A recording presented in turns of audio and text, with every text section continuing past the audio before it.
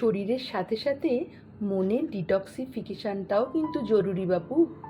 তাই তল্পি বোচকা নিয়ে বেরিয়ে পড়া। কোথায় যাচ্ছি? চলুন আমার সাথে। ভ্রমণের স্বর্গরাজ্য ভারতে অনেক হলেও চিরকালের ভূস্বর্গ কিন্তু একটাই। কত যে তার রূপ!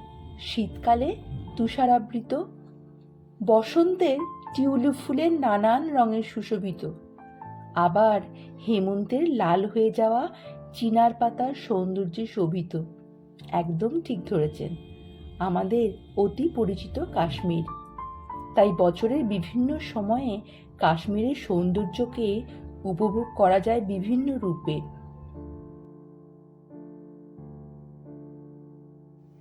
ভারতের জম্মু ও কাশ্মীরের গ্রীষ্মকালীন রাজধানী শহর হল শ্রীনগর।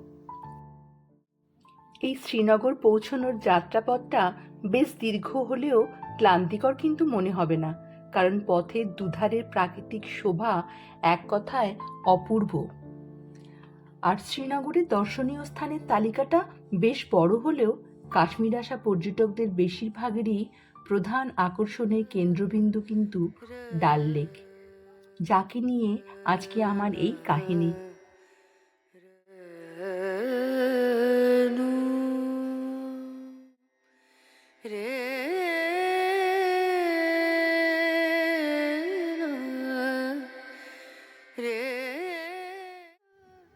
সিনেমার পর্দায় দেখেছি অনেকবার, এবার চাক্ষুষ করলাম 18 বর্গ কিলোমিটার আয়তন বিশিষ্ট ডাল লেকের ওপরে ভাসমান হাউসবোট। অবশ্যই হাউসবোটে একটা দিন থাকার বা লেকের জলে অন্তত একটা বেলা ভেসে বেড়ানোর অভিজ্ঞতা কিন্তু অনবদ্য।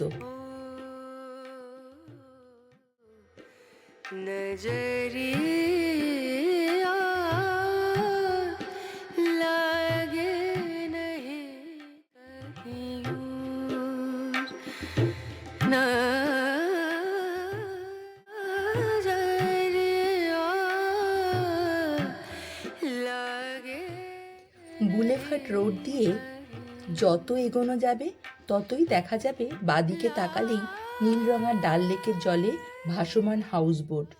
বুলেভার্ড রোডের ওপরে ঘাট নাম্বার 1, 2 করে পরপর ঘাটের নাম্বার লেখা বোর্ড দেখলেই সেখান থেকেই পাওয়া যাবে শিকারা।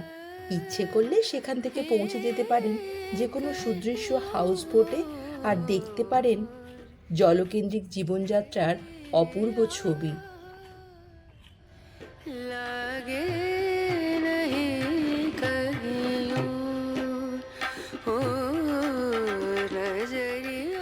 ওই যে দূরে দেখতে পাচ্ছেন ভাসমান বাগান, কাশ্মীরি ভাষায় যা হ্রদ নামে পরিচিত।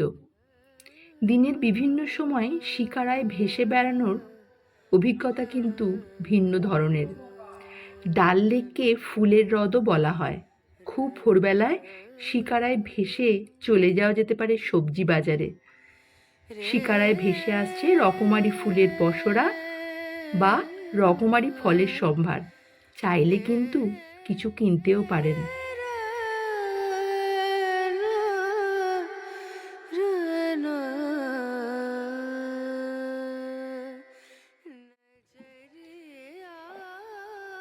This is called Lotus Garden. এখানকার ফ্লোটিং লোটাস গার্ডেনটাও কিন্তু চমৎকার।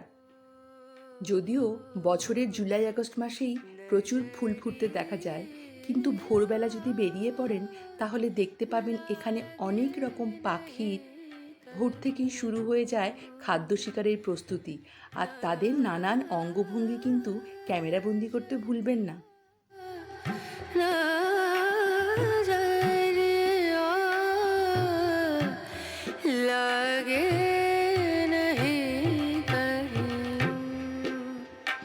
ডাল লেকের শিকারা চেপে ঘুরে দেখে নিতে পারেন বেশ কয়েকটা দ্রষ্টব্য স্থান, যেমন কবুতরখানা, নেহেরু পার্ক।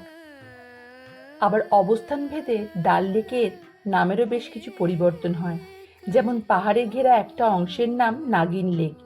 এখানকার সৌন্দর্য যেমন বেশি, তার সঙ্গে সামঞ্জস্য রেখে গুণমানে সমৃদ্ধ হাউসবোটের দামটাও তুলনামূলকভাবে বেশি।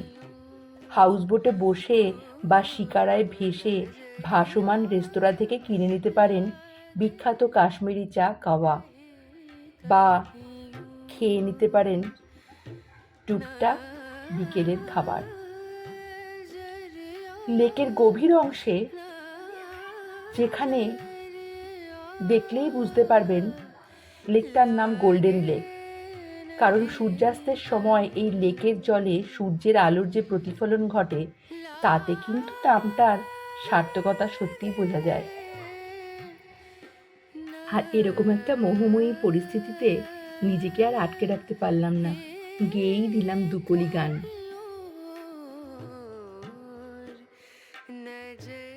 हो मोहब्बत जो करते हैं वो मोहब्बत जताते नहीं, धड़कने अपने दिल की कभी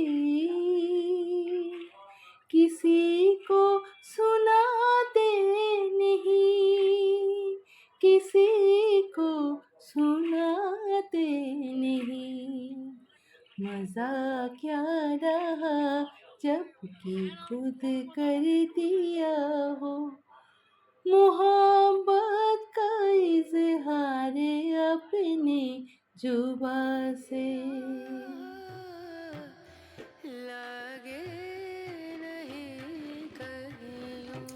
এখন আমরা লেকের যেখানে আছি সেটা একেবারে শেষ প্রান্ত। এখানে ভাসমান বাজারের দোকানগুলোতে পেয়ে যাবেন শীতের নানান সামগ্রী, একটু দরদাম করে কিনে নেওয়া যেতেই পারে। পুরো লেকটা পরিদর্শন করে আমার যেটা মনে হয়েছে যে জলদূষণের হাত থেকে আমাদের এই প্রাকৃতিক সম্পদকে রক্ষা করার জন্য বোধহয় আরও বেশি সচেষ্ট হওয়া উচিত আমাদের প্রত্যেকেরই। সত্যি কথা বলতে কি, সন্ধে নামার সঙ্গে সঙ্গে ডাল লেকের রূপ হয়ে ওঠে আরও মোহময়ী। ঢেউয়ের দোলায় শিকারায় ভেসে বেড়ানোর অভিজ্ঞতা এক কথায় দুর্দান্ত। একটা বেলা কোথা দিয়ে যে কেটে গেল টেরই পেলাম না। আর এই অভিজ্ঞতার কথা আপনাদের সাথে ভাগ করে নিতে পারার জন্য সত্যি আমি কিন্তু আনন্দিত এবং একই সাথে কৃতজ্ঞ। আপনারাও দেখতে থাকুন আর শুনতে থাকুন আমার এরকম অভিজ্ঞতার নানান কাহিনী। আজ তবে এইটুকুই থাক, ভালো থাকবেন, নমস্কার।